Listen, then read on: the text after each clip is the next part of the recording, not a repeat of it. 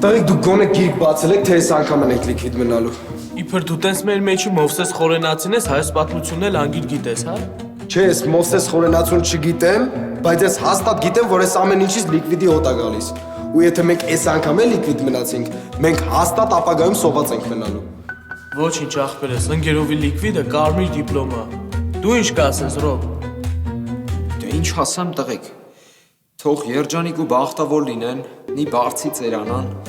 մեկ էլ ըստ հանգացումները թող քչացնեն, էլի։ Մաման շատ ա դժգոհում, որ ավոկադոն թանկացել է։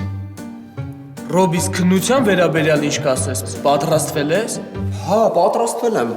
Առավոտ արտանցա, լվացվեցի, ատամներս լվացի, պատրաստվեցի ու եկա քննության։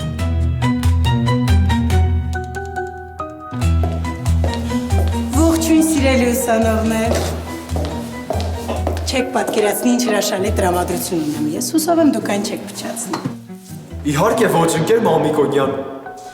Ուրեմն այսպես։ Հերթով կանգնում եք ոտքի, յուրաքանչյուրիդ մեկական հեշտ հարց եմ տալիս, պատասխանում եք, ձեր երեքները շպրտում եմ ձեզ և մոտակա 3 ամիսներին ձեզ չեմ տեսնում։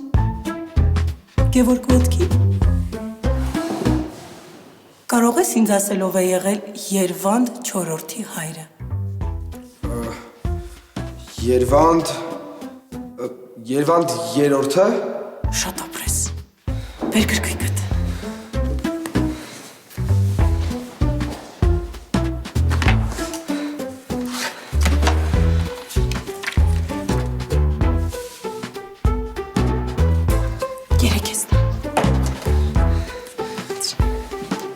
Արտյոմ ոտքի,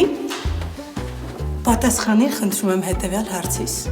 ով է եղել Միրդատ երորդի հայրը։ Միրդատ երկրորդը։ Շատ ապրես, իսկ եթե ինձ ասես ով է գահակալել Տրթատ երկրորդից առաջ, քո 3-ը կդառնա 4։ Տրթատ երկրորդից առաջ գահակալել է Տրթատ առաջինը։ Շատ ապրես, բեր գրքույկդ։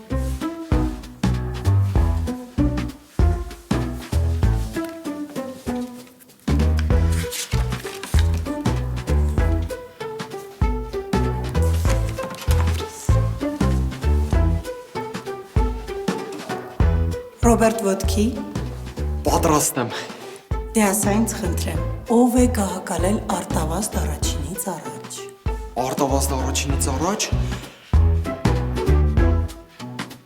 Արտավազդ առաջինից առաջ գահակալել է Արտավազդ Զրոն։